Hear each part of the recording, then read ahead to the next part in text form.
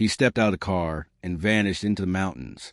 It was August 7th, 2025, late in the day, when a rideshare pulled into the quiet entrance of Upper Beaver Meadows in Rocky Mountain National Park. The driver later recalled the passenger clearly. A young man in his early 20s, blonde hair tucked under a plain dark cap, a maroon day pack slung over his shoulder, dressed in dark clothes that made him blend into the timberline. He looked calm. Nothing about him screamed emergency or danger. And yet, as the driver's taillights disappeared down the road, the silence of the meadows swallowed him whole. That young man was 23-year-old Blake Ryan Kiekefer of Omaha, Nebraska. He was seen stepping into one of the busiest parks in America on a summer evening, where hundreds of tourists were still on the trails. But after that moment, no one saw him alive again. Blake's story begins with ordinary details that later feel chilling. Earlier that day, he reportedly stopped at an auto parts store, the kind of errand you run when life is moving forward, not spiraling toward disaster. Hours later, instead of settling in for the night or planning tomorrow's adventure, he opened a rideshare app and chose a destination most people bypass. He did not ask to be dropped at the famous Bear Lake Corridor or Trail Ridge Road, crowded, familiar places. Instead, he selected Upper Beaver Meadows, a quieter entrance to the park where elk graze and grassland stretched toward darkening ridgelines. The driver let him out just after 5:20 p.m. That timestamp, log at the park's gate, will become one of the last fixed points in Blake's timeline. From there, the record goes silent. No cell phone pings, no texts, no social media activity. Just a single young man, lightly equipped, heading into a vast wilderness that would soon prove indifferent to whether he returned. To understand the gravity of that choice, you have to picture the setting. Upper Beaver Meadows isn't remote in the way some wildernesses are. It's less than a 20-minute drive from the bustling shops of Estes Park. Yet once the car is gone, the meadow feels eerily empty. The sounds shift from engines and chatter to the hum of insects, the cry of birds, and the low whistle of marmots in the grass. To the west, the rampart of Hallett Peak and Flat Top Mountain cut the sky. The deeper you walk, the more the silence presses in, as if the mountains themselves are swallowing your presence. Blake had only a small pack with him.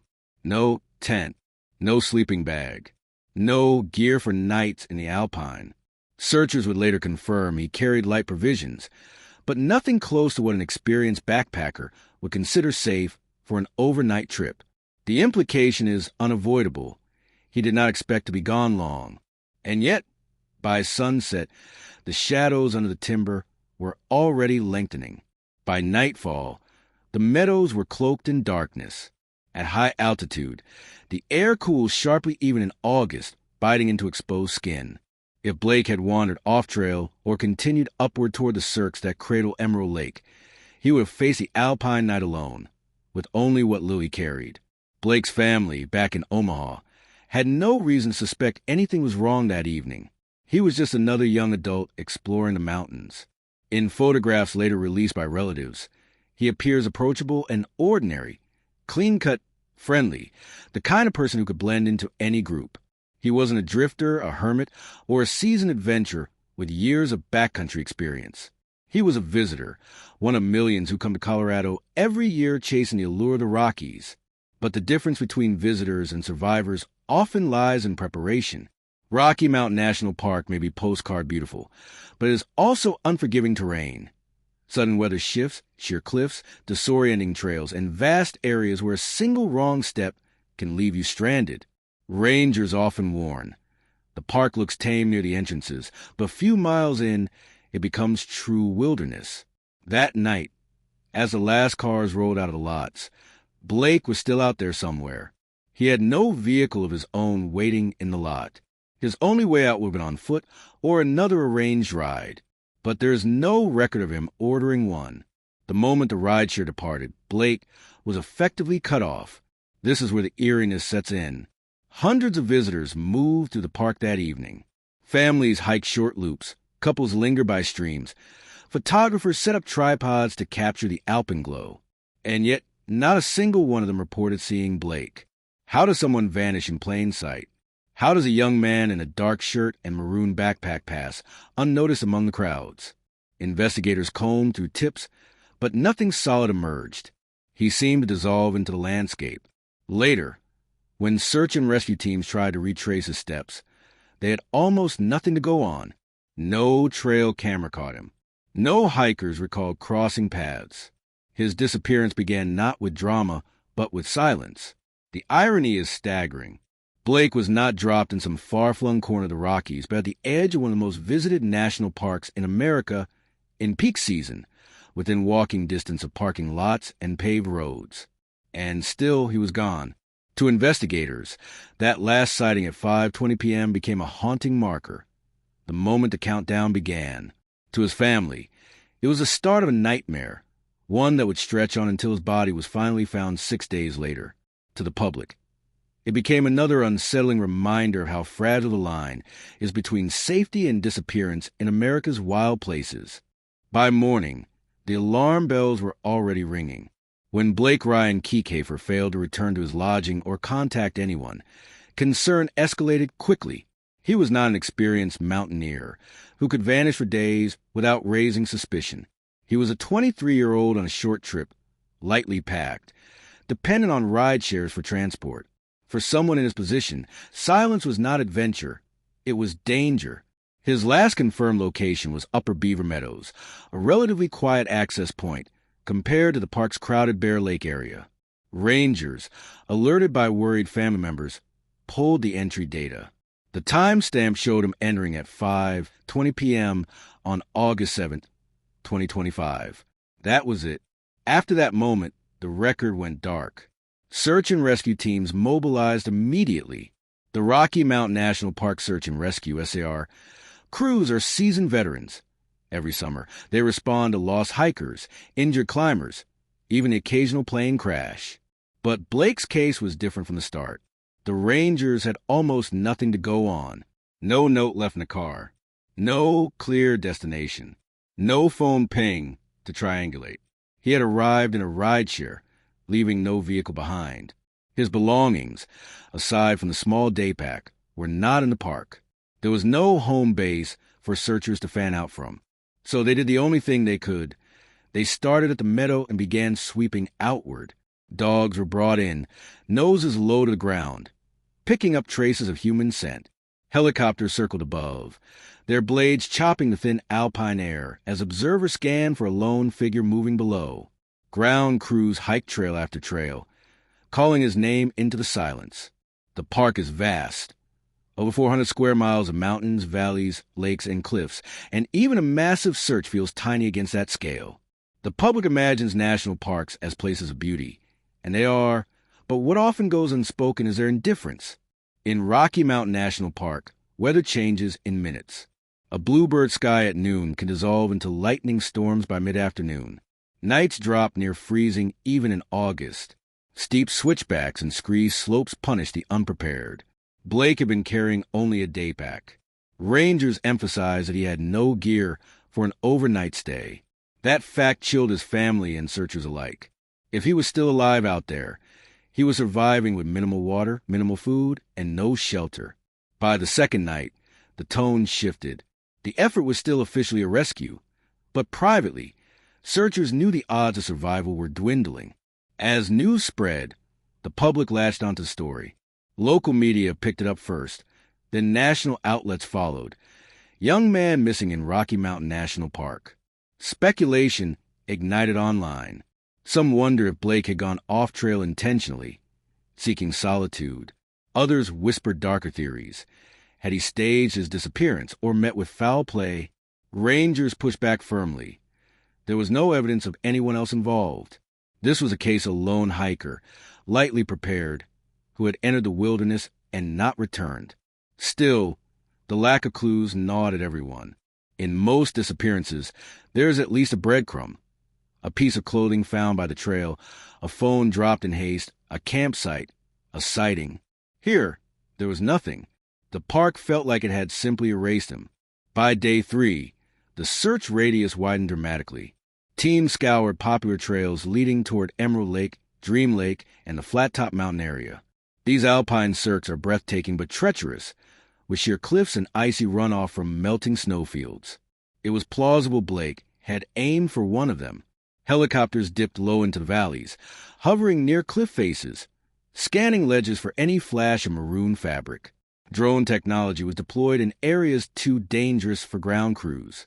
On the trails, volunteers and rangers alike swept through, sometimes within arm's length of one another, eyes scanning the ground for footprints or discarded gear. Still, nothing.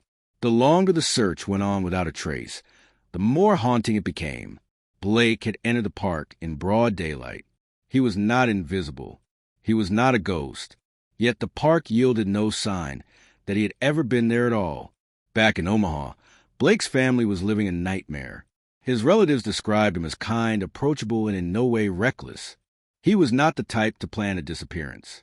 They made public appeals, begging anyone who might have seen him on the trails to come forward. "We just want answers," his father told reporters. The family drove to Colorado, standing side by side with park officials during press briefings. Each day, without news, deepened the anguish. Their son had walked into the mountains, and for days, those same mountains refused to give him back. What unsettled searchers most was the silence of the landscape. Usually, even when a hiker perishes, there are signs: a shoe, a trekking pole, a scrap of clothing caught on a branch. In Blake's case, the wilderness offered nothing but wind to the trees and the steady roll of thunderheads over the ridges. Night after night, SAR teams returned empty-handed, faces drawn with exhaustion and disbelief. Each morning, they went back out, fanning wider, deeper, higher. The park is unforgiving, and every day without discovery made one conclusion more likely. If Blake was still out there alive, he was running out of time. By day 4, the mission shifted from rescue to recovery. Searchers didn't say it aloud during press briefings, but they knew. The park had claimed him. The only question now was when and where it would give him back. The eerie truth was unavoidable. A healthy young man had stepped into the wilderness with hundreds of people around him, and somehow he had disappeared as if into thin air. That eerie silence would last 6 long days, until a group of searchers finally spotted something on the steep slopes above Emerald Lake. But in those first days, the story was only growing darker. A young man swallowed whole by the Rockies, and an army of rescuers searching a landscape that seemed intent on hiding him. 6 days after Blake Ryan Kieckhafer walked into Rocky Mountain National Park, the mountains finally gave up a clue. For nearly a week, search and rescue crews had fanned out across the high country, combing through ridgelines, cirques, and alpine valleys with no result. They had called his name until their voices were hoarse, dragged scent dogs through meadows and forests, flown helicopters low enough that their blades rattled the timber. And yet, the wilderness remained indifferent. Every night the rescuers returned empty-handed, faces lined with the weight of failure. The longer the silence stretched, the more it felt like Blake had slipped into some unreachable void. But the void broke on August 13, 2025. A ground team working the steep slopes above Emerald Lake spotted something half hidden in the rocks. From a distance, it was only a flash of color, but as they drew closer, the shape resolved into what no one had wanted to find. A still figure, collapsed against a rugged stone, clothing and features matching the young man who had been missing since the evening of August 7th. The discovery ended the search, but it did not end the questions. The location itself was puzzling. Emerald Lake sits in one of the most photographed corners of Rocky Mountain National Park, a turquoise jewel ringed by cliffs and glaciers, visited daily by hundreds of hikers. Yet Blake was not on the trail, nor near the lake's edge. His body was found high above it, on terrain so steep and dangerous that few hikers would ever attempt to climb there. The area is a labyrinth of loose rock, exposed ledges, and sudden drops. Reaching that spot requires leaving the marked trail behind, scrambling upward into territory where a single misstep can prove fatal. How he ended up there remains uncertain. Did he stray off the path by accident, misjudging the terrain? Did he deliberately push higher, chasing a view or solitude that the crowded trail below couldn't provide? Whatever the motive, the result was tragic. On that exposed slope, the park's indifference asserted itself. One slip, one fall, one wrong step in the wrong place, and the mountains took him. When searchers confirmed the discovery, they called it in with clipped, professional voices. After 6 days of hope and torment, the radio crackled with the words everyone knew would come sooner or later. Blake was no longer missing. He was gone. His body was recovered with difficulty. The terrain that trapped him made the operation dangerous for rescuers as well. Teams moved carefully, securing ropes and anchors, hauling equipment up the cliffside. Helicopter support was called in, the machine hovering precariously against the updrafts of the cirque. Eventually, they succeeded, bringing him down from the rocks and back to ground where officials and family members waited. The coroner's office later confirmed the obvious. The death was accidental.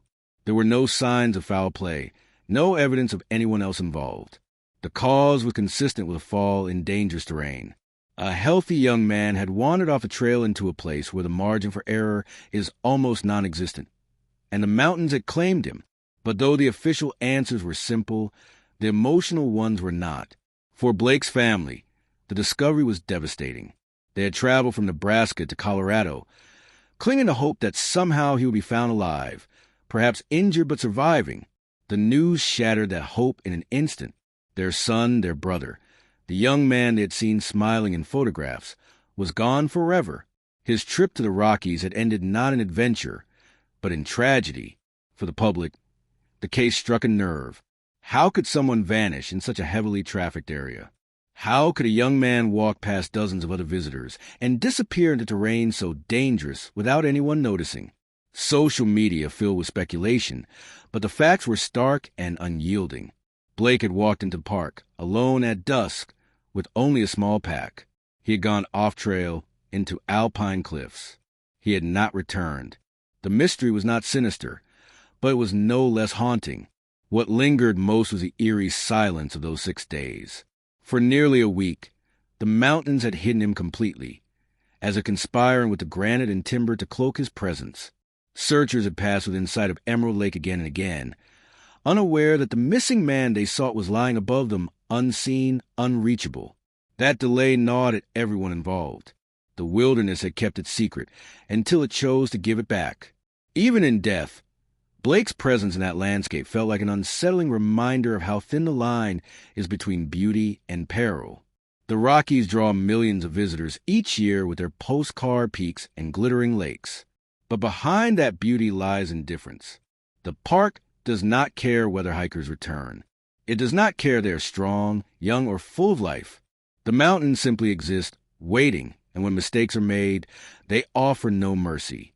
The search for Blake Keekhafer ended in the cirque above Emerald Lake, on a lonely slope where few would ever think to climb. His story became another entry in the long, haunting ledger of disappearances and deaths in America's national parks. But unlike most, his case carried a particular chill. A young man had walked into the wilderness with hundreds of people around him, and for 6 days, the park had kept him hidden. When it finally revealed him, the discovery answered some questions but left others echoing in the silence. For his family, those echoes may never fade. For those who followed the story, the lesson was clear. The wilderness is vast, unforgiving, and indifferent. And for Blake, it was the last place he would ever see. The sun barely crested the horizon when search teams gathered at the edge of Olympic National Park. Radios crackled, boots scuffed against gravel, and the cool mist of the Pacific Northwest clung to their jackets. For many of the rescuers, the terrain was familiar, an endless expanse of moss, towering evergreens and ancient silence. But for others, it was their first time stepping into a landscape that seemed to resist human presence. What lay ahead was not simply a search, but an immersion into a world where people could vanish without a trace. Crews fanned out along established trails at first, hoping for an overlooked clue, a piece of fabric snagged on a branch, the indentation of a boot's sole in soft soil, a discarded item of gear. But Olympic's wilderness is not kind evidence. The forest floor is a spongy bed of moss and decomposing needles, swallowing tracks within hours. Rain showers move in without warning, washing away any faint impressions. Even the wildlife plays a role, disturbing areas where a scent might linger or a footprint might remain. As hours turned to days, the mission stretched deeper into unmarked backcountry. Helicopters circled above, their blades chopping the mist, but from the air the canopy appeared seamless, a dense green wall that revealed nothing.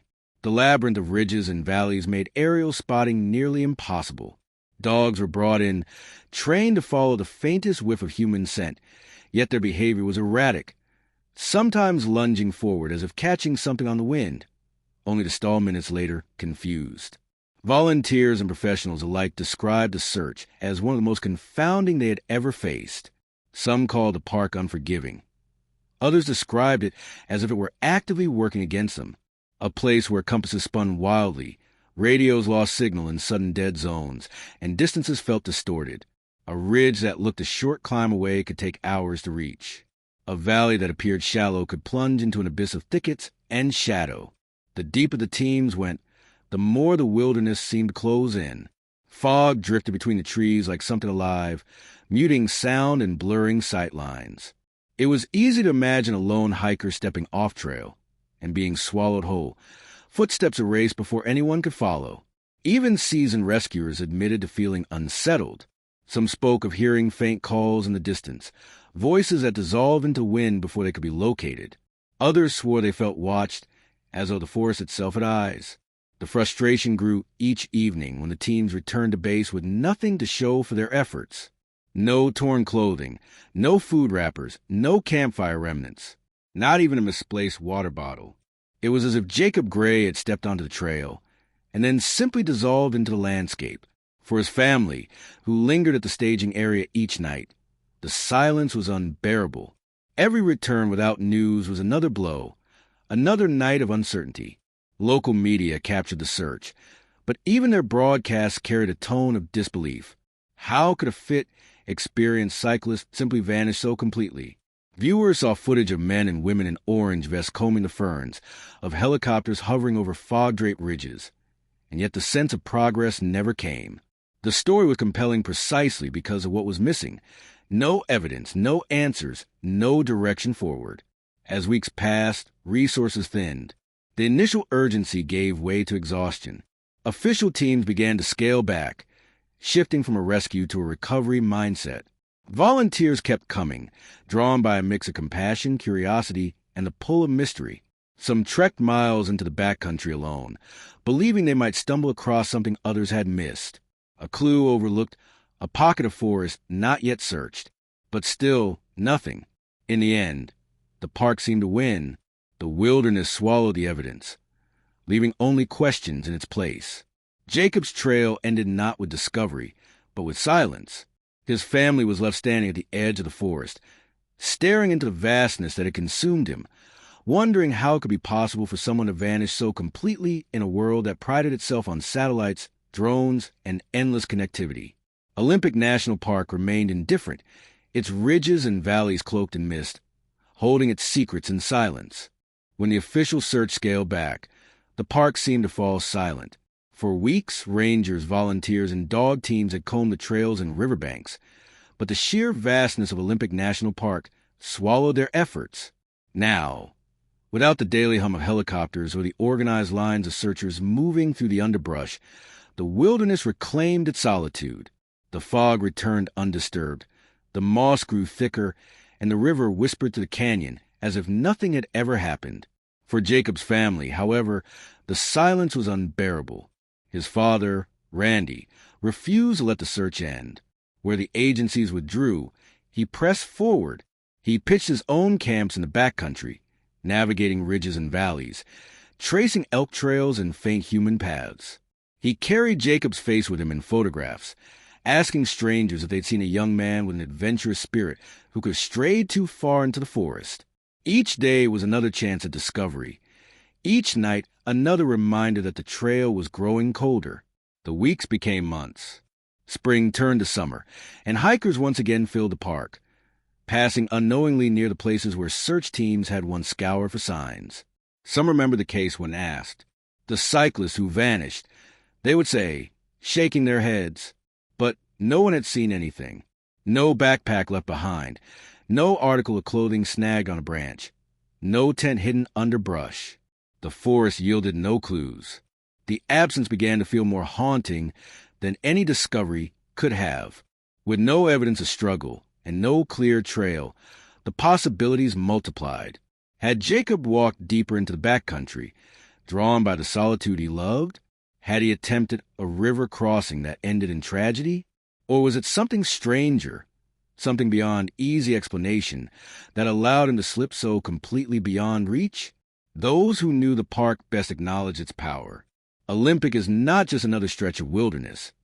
It is one of the most remote, densely forested regions in the lower 48 states. It swallows roads and trails under centuries of growth. Fog drifts in and blinds even the most experienced travelers.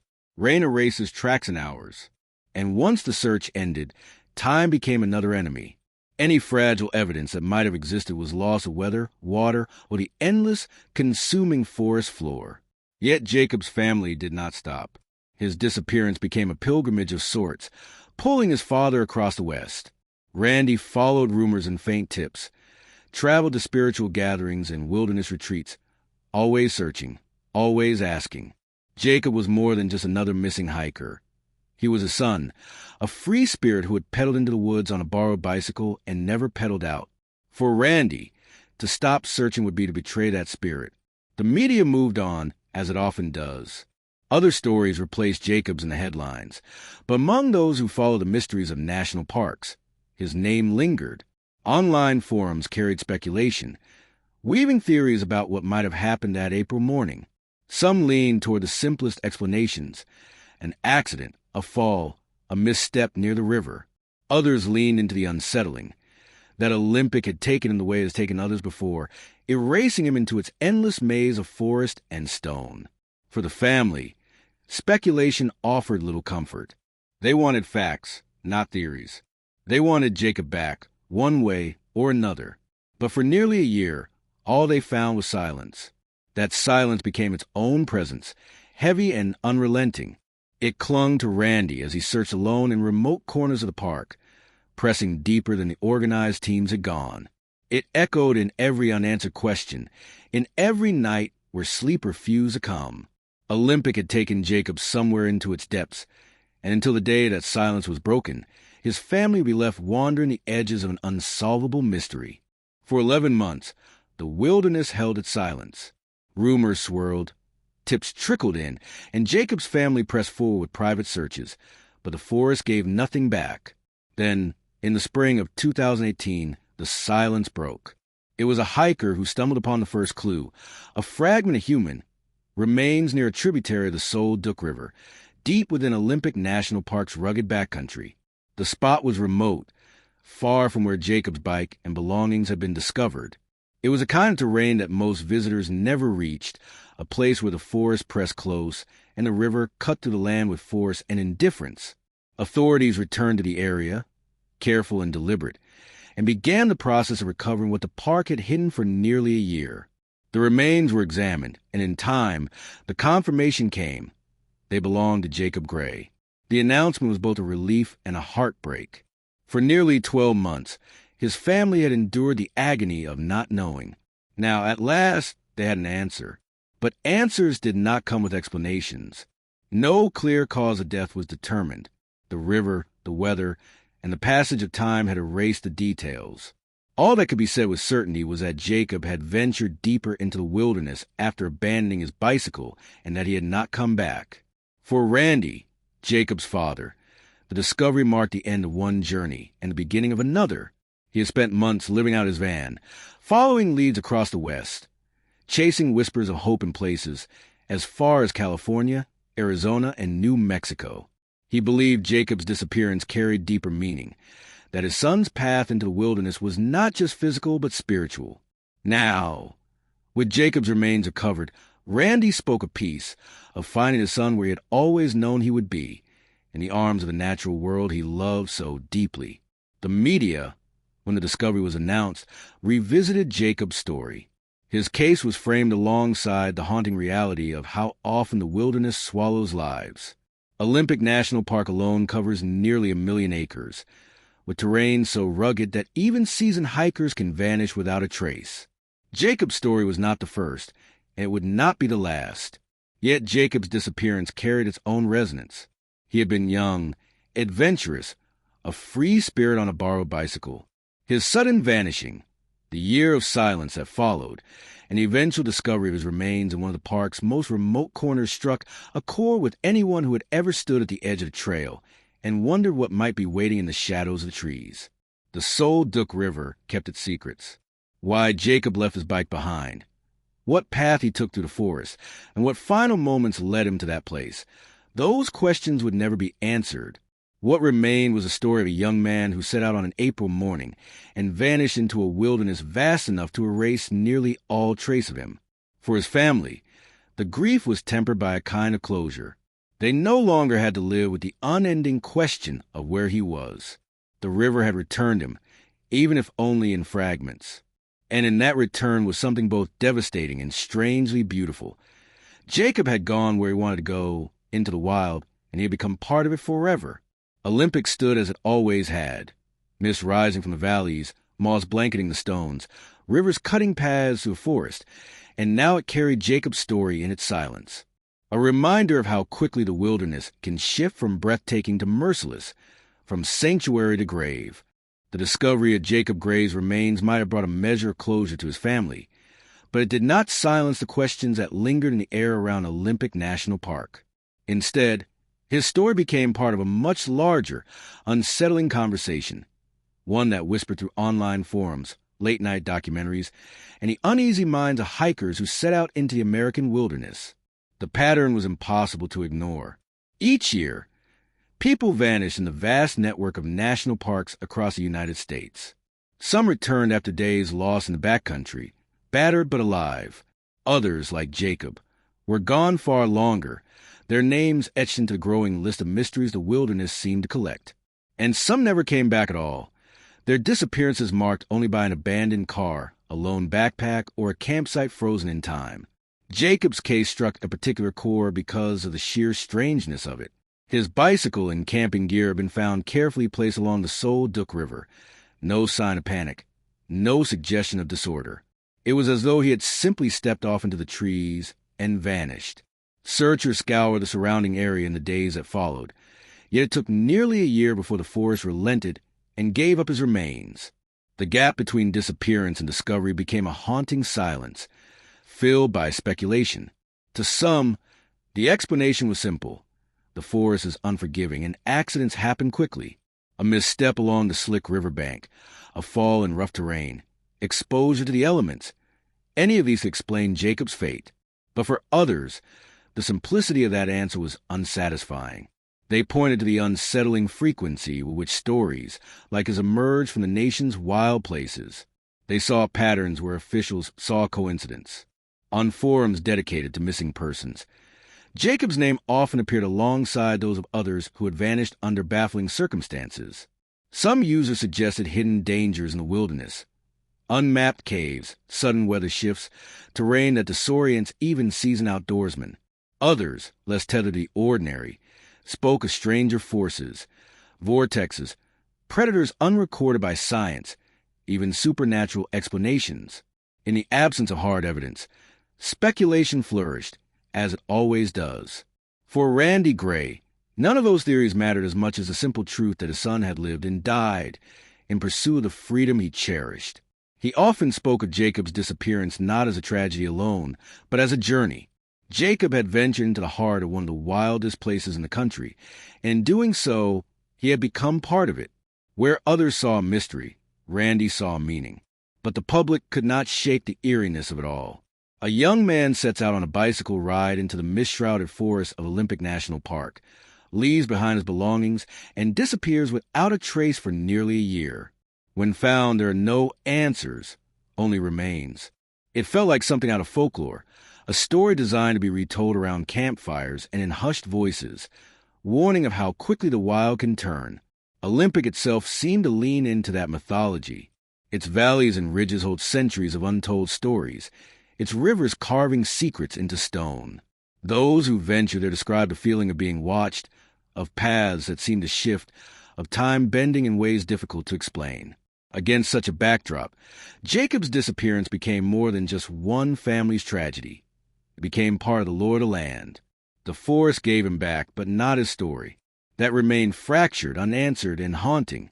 In the end, Jacob Gray became both a cautionary tale and a symbol of the beauty and danger of the wilderness, of the thin line between adventure and oblivion, and of the enduring mysteries that lie hidden in the pines. For most families, the discovery of their missing loved one brings a closing chapter, a chance, however painful, to set grief in its place. But for Randy Gray, Jacob's father, the recovery of his son's remains did not end the story.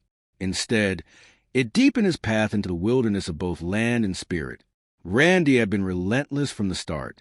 When officials declared their search concluded, he refused to stop. He crisscrossed Olympic National Park on his own, sleeping in a van parked along the edges of trails, hiking into areas so remote that even trained rescuers had hesitated. He carried Jacob's memory with him, pinned in photographs and woven into stories he shared with strangers met on the road. To him, every passerby was potential connection, every encounter a possible thread. After Jacob's remains were identified, many might have expected Randy to lay his burden down. Instead, his search transformed.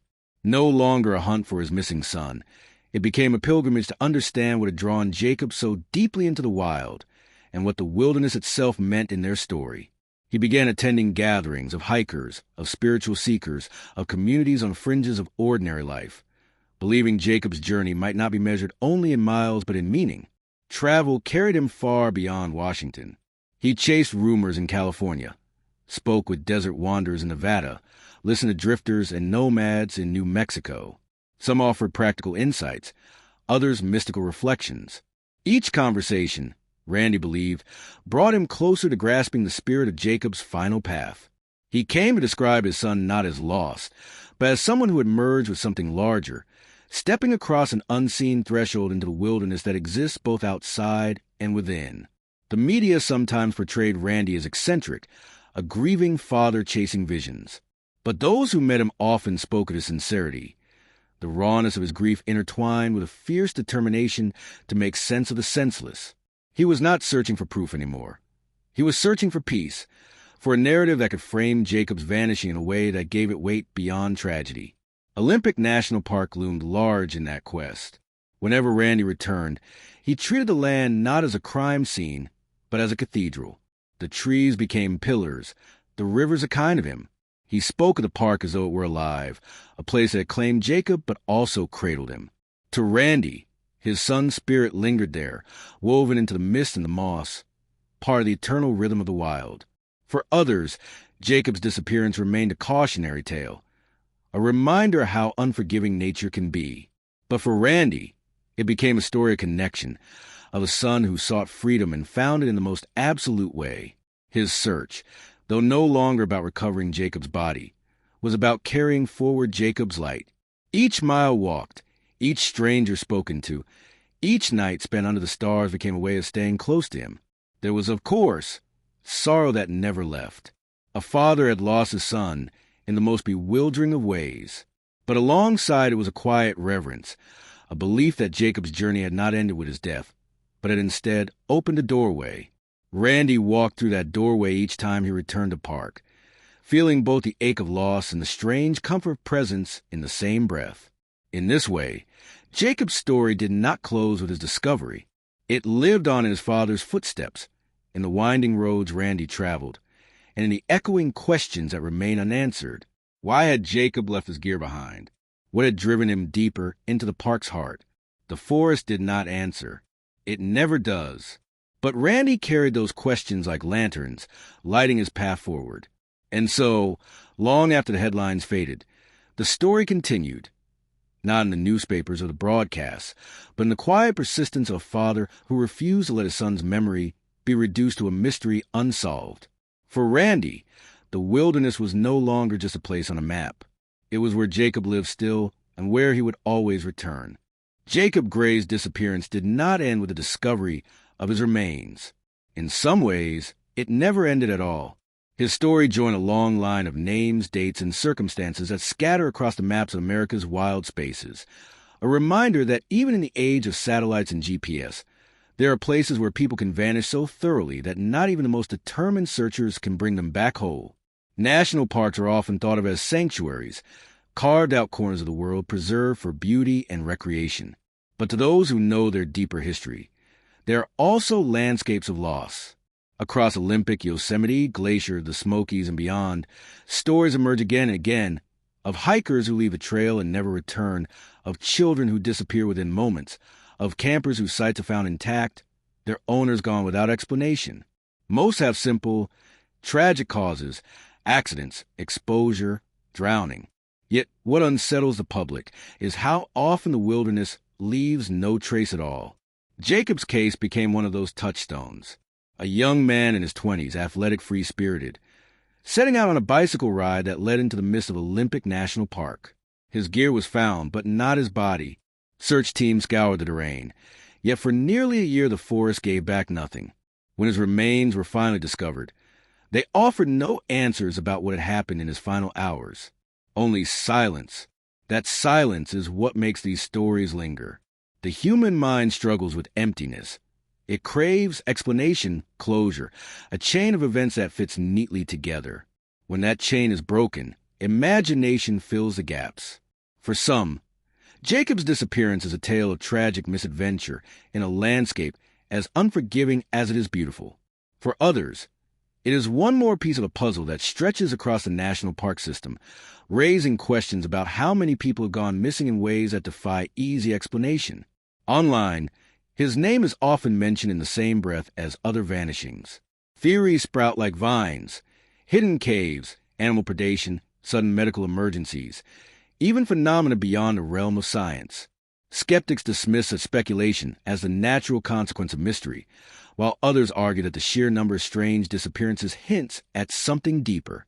The truth, as always, lies somewhere in the fog between. For Randy Gray, the questions matter less than the memory.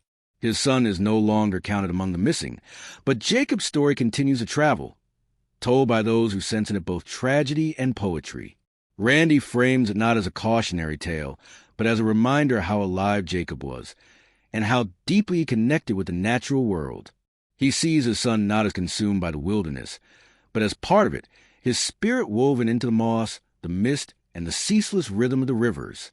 What remains is a reminder that the wild is never fully tamed. Olympic National Park, like all great wildernesses, holds secrets the modern world cannot easily penetrate. It humbles, resists, and at times takes. For Jacob Gray, it became both a final resting place and an enduring mystery. For his family, it became a story of loss transformed into pilgrimage.